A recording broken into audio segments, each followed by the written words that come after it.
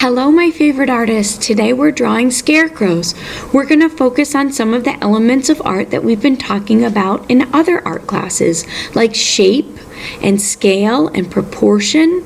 We're going to talk about line, and we are going to make sure that we are thinking about the composition of our work. So how does it land on the page? Where are you placing the first shape? How big is the first shape? Let me show you what I mean. The first shape that we're going to start with is the head. The head is basically round. It doesn't have to be a perfect circle, but it needs to be a round shape. So I'm going to look at the whole paper and get an idea of where I want it. I want my scarecrow to be right here in the middle, so I'm going to do a circle a little bit towards the top, but not touching the top, because I want room for a hat and a sky. So step one is the circle. Then you can add the face. The face can be 2 circles for the eyes. They could look like buttons. A triangle for the nose, a smile, maybe some cheeks, maybe some stitches because the smile is stitched on to the head. Then we're going to look at the body.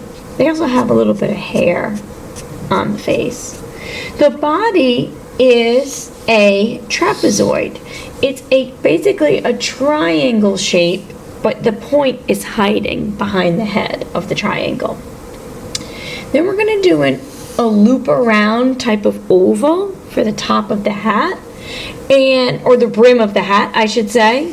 The top of the hat is like a wavy letter M. So now we have a hat and on the head, and we have a body. And now we're going to look at putting buttons on the shirt, triangle collar on the shirt, and the pants are like sort of 2 rectangles, maybe I would say it's 1 rectangle with a curve in the middle. Okay, so we've got the pants, and now we're going to work on the arms or the sleeves. Out, out, in, out, out, in. So it's sort of like long skinny trapezoids. And we're going to make sure we can have a pole sticking out. That's how the arm stays up with the pole.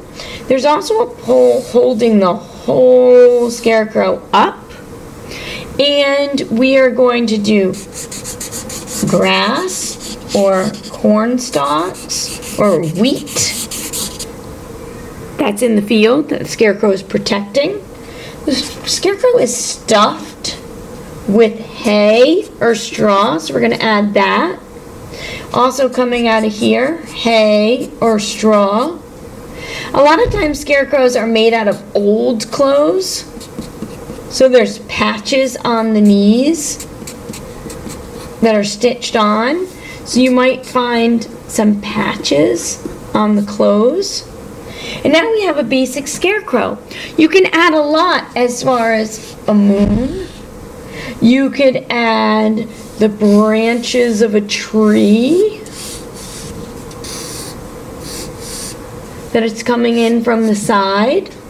You could add a big crow flying.